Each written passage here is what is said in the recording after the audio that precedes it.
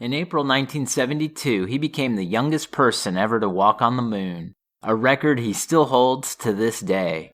Just 3 years prior, he served in a critical role as part of the mission control team for Apollo 11, and he was later a member of the backup crew for the ill-fated Apollo 13. But in the heyday of NASA's lunar explorations, he would eventually get his own shot at walking on the moon. Hello, I'm your host, Paul Teese. As we close in on the 50th anniversary of the flight of Apollo 16, it was my privilege to sit down with General Charlie Duke, lunar module pilot for this historic flight, to reminisce about his 3-day excursion to Earth's farthest shore. Well, General Duke, thank you so much for joining me today. It's a real honor. I've been following the Apollo missions since I was a little boy. I think I even told you I had one of those Revell Saturn V model rockets. I don't know how many pieces that thing had, but I would just spend hours trying to put that together and just, dreaming about going to the moon. So being able to speak with you today about your experience, I can't believe we're about to celebrate the 50th anniversary this year, just in a few short months, but it's a real honor to sit down with you today. Good. I'm glad to be with you, Paul. Thank you, sir. As I was going back and looking at all the great history and the rich history of the Apollo missions, we go back to obviously Apollo 11, the milestone mission, landing on the moon. Prior to your own flight on Apollo 16, you served as the CAPCOM or capsule communicator for Apollo 11. Now, for the audience at home, the CAPCOM is the communications point of contact between the astronauts in space and mission control on Earth. And, before the Eagle landed, they had to deal with a navigational computer alarm, and they ran low on fuel. Can you speak to your experience as the CAPCOM on Apollo 11 during what must have been some pretty tense moments? Well, that's perfect description. Very tense. As we started down, everything looked really, really good when we started our descent. And then we had a communication problem. And mission rules were you couldn't lose communication for, let's say, 30 seconds. Mm-hmm. And you would have to call an abort. So we had to reorient the spacecraft. Then our computer started acting up, computer alarms, 1201, 1203. Mm-hmm. But fortunately, the guidance controller recognized those alarms with his support crews and the support in the back room. They hollered out almost immediately, "We're going that alarm flight." And so I was incredulous. I said, man, my tension level was just going up through the roof. And I couldn't believe we were going on those alarms. But later on, they explained what it was. And so, okay. So then that kept the tension alive because we keep having these alarms. And then at 7,000 feet above the moon, the vehicle pitches down so the crew can see the landing site. Mm-hmm. And we had them targeted into the boulder field, which was impossible to land on.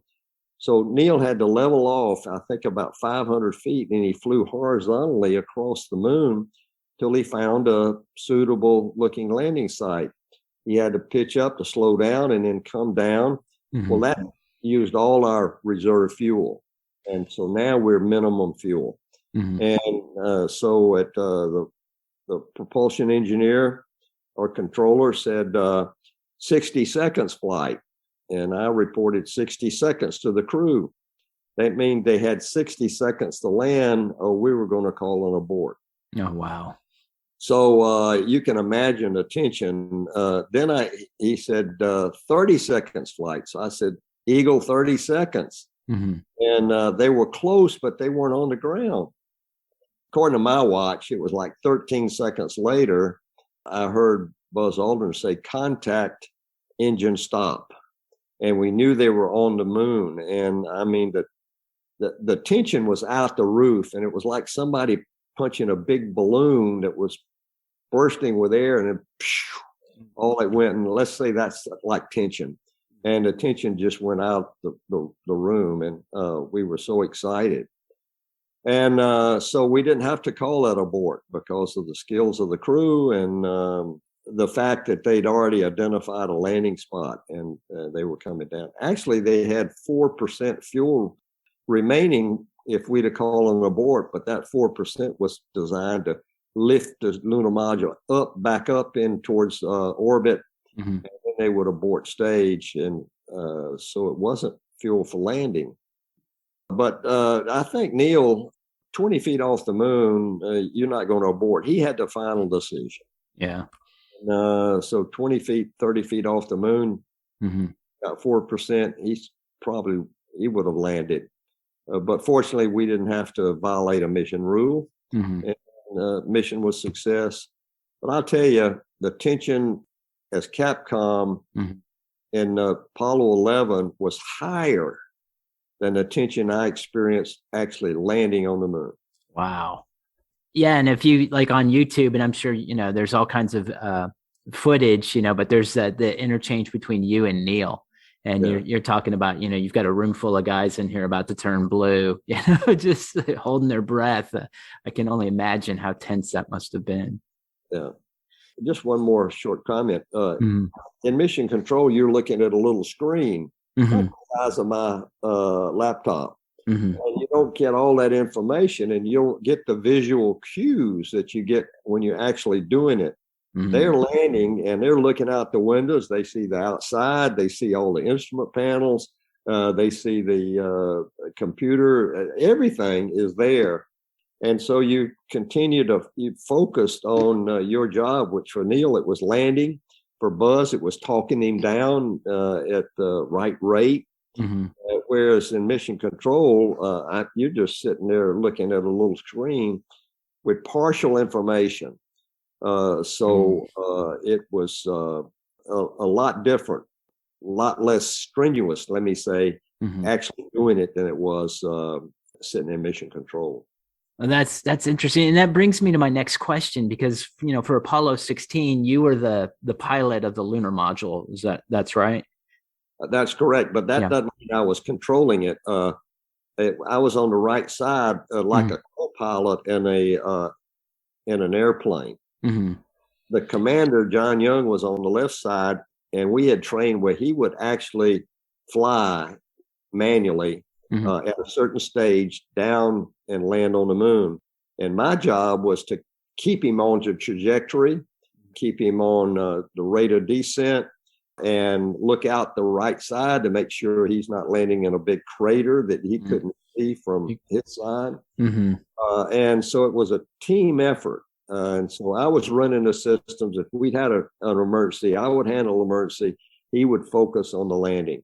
And I had a set of controls like in an airplane. And if his controls went out, then I was trained to take over and actually make the landing. But we had good gear, no problems. And so he continued on just as we trained. And so we made a fantastic landing. It picked out a great spot. And so we were almost dead level when we shut the engine down. So it sounds like training paid off I was going to ask you, how was it different in the field versus all the training you put in on Earth, and how did the vehicle handle? The simulator in training was what we call fixed base. It didn't move. You looked out the window and there was a TV camera. So as you maneuvered the spacecraft, what you were really doing was turning the camera.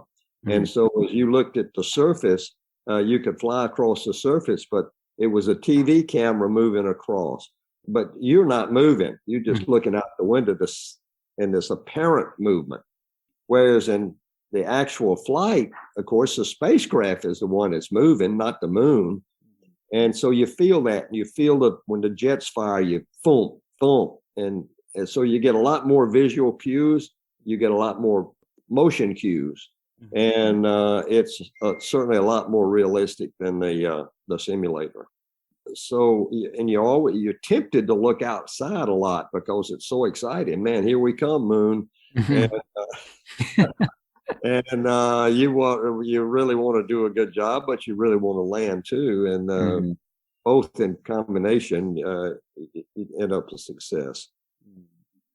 We've got a couple of audience questions that I'll pepper in. And this first one comes from Warren Marcus of the Philippines. He asks, what were you thinking as you stepped onto the moon? The step off onto the moon was 6 hours more than that. It was 6 hours behind schedule, more than that. And so we were excited. Let's get out. And John got out, and I'm supposed to wait 10 minutes, but I opened the door and I started getting out. And the commander has the speech to make for the flight, like Neil Armstrong, that's a small step for man. And well, John had a little thing about Apollo 16, but my job was just to get out. And when I got out, I was so excited, man, I'm on the moon. And man, look at that Stone Mountain over there. Look at Smoky Mountains. And I was just enthralled with the view that we had of the tremendous brightness of the moon and the rolling terrain and the clear horizon of the lunar surface, and then the black, you look up and you just the blackness of space. Unfortunately, we couldn't see the Earth from where we landed because it was right overhead. And you look up in your helmet and you're looking at the top of your helmet. So we rarely saw the Earth from the moon because of where our landing spot was. But it's just an excitement. It was wonder, awe, thrilling, excitement, all of those emotions that you can imagine. It was sort of like, in a much larger scale, it was like the first time I stood on the rim of the Grand Canyon. If you've ever done that, I mean, it's a showstopper almost. Well, the moon was the same way, and even in spades. And so you never got tired of describing it, looking at it, touching it, driving over it. It was just one excitement after another. And all that time while you're experiencing that excitement, you're doing your job. You got to get to this spot and that spot. You got a checklist about all the experiments you're going to do when you get to that spot. And so you're absorbing this wonder and the beauty of it sort of subconsciously, because your focus has to be on your procedures and to make sure you get everything done in the time allotted at Station 1 and Station 2. And it sounds like, and you train for like hundreds or even thousands of hours in various tasks and stuff. And I'm sure that repetitious training over and over, just drilled into you, probably helped you be able to filter out some of that sensory overload that you must have been feeling. But you spent 3 days on the moon. What was it like to spend the night on the moon? I understand you didn't sleep very well the first night there. Well, our flight plan originally had us landing on the moon and then getting outside right away, put on our backpack and go out for our first exploration. But due to the 6 hours delay, NASA decided they were going to cancel that first EVA and put it after the rest period. So that meant we took off our suits, we put up our hammocks, and we climbed into the hammock. Mine went this way across the spacecraft, and John went from fore aft. And I had the communications cap on. We called it the Snoopy cap, and so I was monitoring the radio in case Mission Control wanted to wake us up for a problem. And they had told me that 4 hours into our rest period, a master alarm would go off because of a problem with one of our reaction control systems. So, I mean, I'm all keyed up and I'm laying there, and waiting for this alarm to go off. And when it did go off, I mean, I was jumped almost out through the top of the roof. It was really loud. And so I handled the problem, and I told Mission Control, I said, I haven't had a bit of sleep. I'm going to take a sleeping pill. And so they agreed. And so I ended up probably 3.5, 4 hours sleep that night. But then after that, you're exhausted. 8 hours in a spacesuit on the moon is hard work. And so we got out of our spacesuits after the first excursion. We refurbished everything, got ready for the next day, ate a meal, and then debriefed. And we went to sleep. And I mean, I was like sleeping like a baby the next two nights. We were so exhausted. Mm-hmm. So gravity, sleeping in gravity, 1/6 gravity is really nice. It's not like your 1G, and I weighed 150 pounds back then, so it's 25 pounds up on the moon. And so you get a little pillow and you hammock and you just go to sleep. So our next question touches on gravity. It comes to us courtesy of the Squirrels class, year 4 at Heritage Primary School in the United Kingdom. And the kids in year 4 ask, how did it feel to have less gravity than on Earth? Well, it was a good deal. Let me put it that way.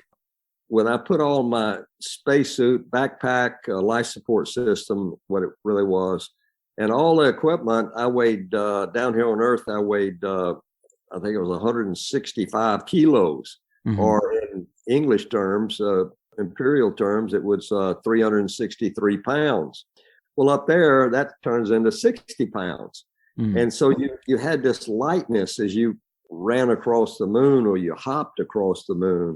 And but the suit is stiff, and you couldn't bend at the waist. You could pull your arms up, and you could do your hands and all of that stuff.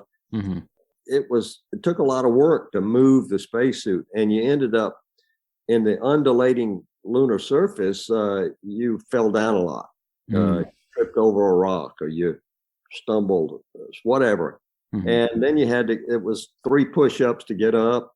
So you were always working, but we had trained some 1/6 gravity in the airplane. And we knew what to expect. Of course, we were the 5th landing on the moon, and we listened to every word of debriefing. We asked the other crews what to expect here or there, and especially Apollo 15, because they were the first one with the rover. So we wanted to know all the idiosyncrasies of the rover. And so we spent a lot of time with them, debriefing them just one-on-one. Gravity was, the light gravity was very advantageous. You could actually pick up the rover. It weighed like 80 pounds up on the moon. So John could get on his side, I could get on my side, and we could lift it up and turn it around. And we could pick up big rocks that were, maybe 25 pounds down here, but up there only 4 pounds. And so it was a delight to me to work in 1/6 gravity. Wow. Now, speaking of gravity, I read where you described the scariest moment of your life was a big jump you made on the lunar surface in honor of the 1972 Olympics.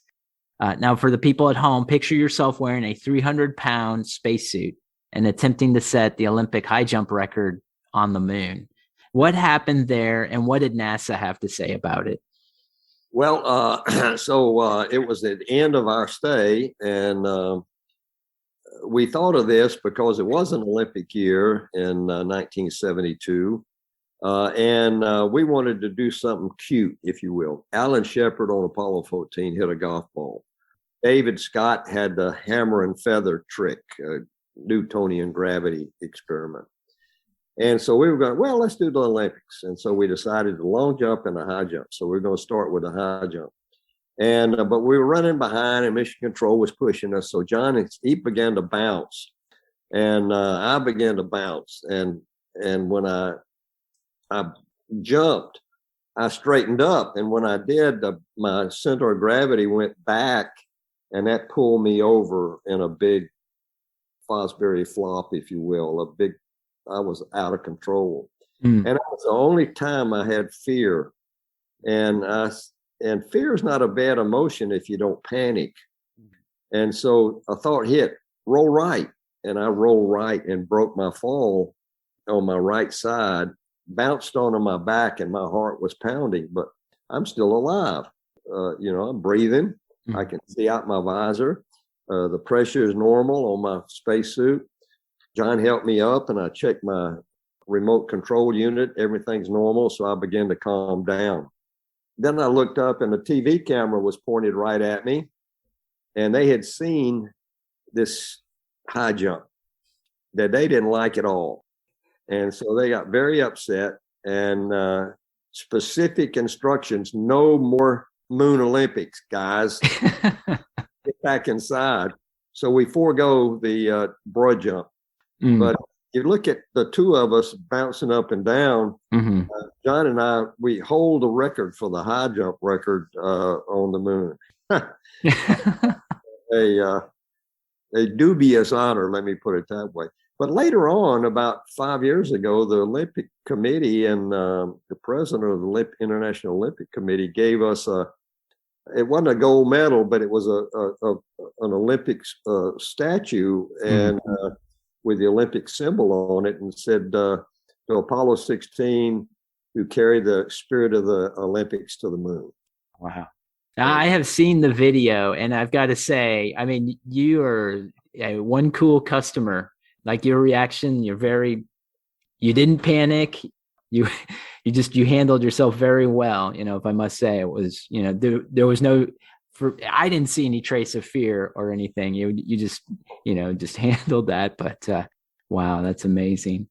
Now, not only are you one of only 12 people who have walked on the moon, you're also only one of 6 people who've driven the lunar rover. What was it like to drive on the moon, and how did the rover handle? Well, let me correct that. I only incidentally drove the rover. We had trained. John would be the driver. He was the commander, and I would be the navigator. And we had a set of maps that would get us from point A, where we landed, to point B, to point C. So I would navigate us. And so as he drove, according to my instructions, I would take pictures every 50 meters to give mission control a look at the terrain that we were driving over, because the TV camera wouldn't work underway. And I incidentally drove. John, the handle was right between the seats. So he was driving with his right arm. I was on the passenger side. And I got this camera and I take a picture. Oh, look at that. And I turn light and I hit his elbow, and that would foul up his trajectory, if you will. And so that was sort of an incidental driving, but I never actually put my hand on the stick, if you will, and drove. I could, because it was right between the two of us, but we followed our training, and it was rightfully so. And so anyway, each of us had a very critical role. I had to get us there, and then he had to drive in such a way to follow my instructions. So this next question comes from Thera Kumaran from the United Arab Emirates. And Thera asks, how did you feel once you had landed on the moon and returned back safely to Earth? Well, thank you for the question. I was just in the UAE late last year at their Dubai Air Show, and it's a wonderful country. They treated us really well. Landing was certainly really exciting, as we've already covered. And when I got back, I was very pleased with our accomplishments. We fulfilled everything on the lunar surface that we had trained for. So we were very pleased with the amount of rocks with all of the things that we were to accomplish, we accomplished. And so it was a feeling, a sense of pride and thankfulness that we made it back safely. And it was just an exuberant feeling, if you will. We knew that we'd done it with the help of all of Mission Control, all of NASA, the Navy, everybody that was involved. And so we're very thankful to be a part of this team that worked so hard. There was a movie out now about Mission Control that said Mission Control, the unsung heroes of Apollo. a very good film, and it shows all how mission control saved the day, if you will, on just about every Apollo flight, ours included. Mm. So it was exuberance. I'm back. I'm happy to be back, but I'm ready to go again. And so I did get put on the backup crew for Apollo 17, which was sort of a dead-end job. They'd already canceled 18, 19, and 20. Mm-hmm. So I said, John, you want to do this? And John said, yeah, let's do this backup. I said, well, it's dead end. He said, you never know. They might break a leg and we get to go again. And that's true. So I've got one more question. As a fellow Texan, I'm just curious about this. I understand that you had a country music mixtape made to accompany you to the moon. So I'm just curious what your favorite song from the country music mixtape was. Okay, I did. I asked Bill Bailey, who was a disc jockey in Pasadena, Texas, a friend of mine. Mm-hmm. I said, hey, Bill, put me some country music together. He said, you got it. So he said, I got the tapes. NASA recorded them on their equipment. And so he said, don't listen to them. We got airborne. So I got airborne and I plugged one in. It was, hey, Charlie, this is Porter Wagner and Dolly Parton. And we hope you enjoy our 30-minute program. And so here we go. And they started singing their songs that were popular back in the 70s. Mm. And so they'd done this 30-minute program just for us. Wow. And then the next one was Merle Haggard and his band. And they've done 30 minutes from